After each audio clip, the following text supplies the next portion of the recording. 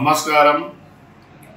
ఈరోజు కాంగ్రెస్ పార్టీ రెండో జాబితాలు రిలీజ్ చేసినందుకు మా అంబర్పేట నియోజకవర్గంలోనైనా యావత్ తెలంగాణలోనైనా 119 అసెంబ్లీలలోనైనా కాంగ్రెస్ జెండా భుజం మీద వేసుకొని మా అయ్యలు మోసిరు, మా తాతలు మోసిరు, మేమే మోస్తాం, మా పిల్లలు మోస్తారు। కానీ కాంగ్రెస్ పార్టీ మాకు ముఖ్యం।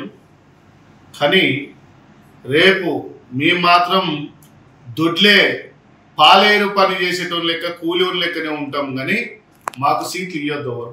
ఎందుకంటే మేము కాంగ్రెస్ అభిమానులు।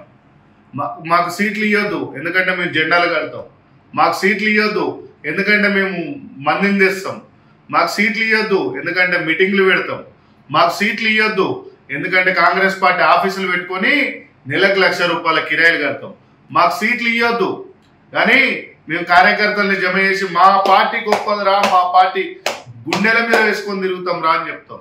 ఇవాళ రాహుల్ గాంధీ గారు PM కావాలని, సోనియా గాంధీ మేడం ఆరోగ్యంగా ఉండాలని ఇన్ని రోజులు ఉండలేదు। తెలంగాణలో ప్రభుత్వం ఏర్పాటుపై కసరత్తులు జరుగుతున్నాయి।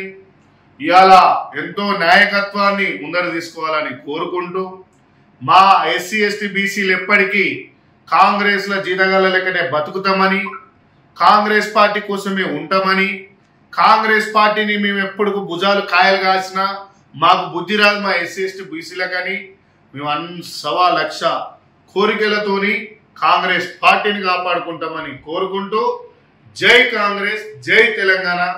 అందరికీ మారకుంటే మీ కర్మరా బాబు।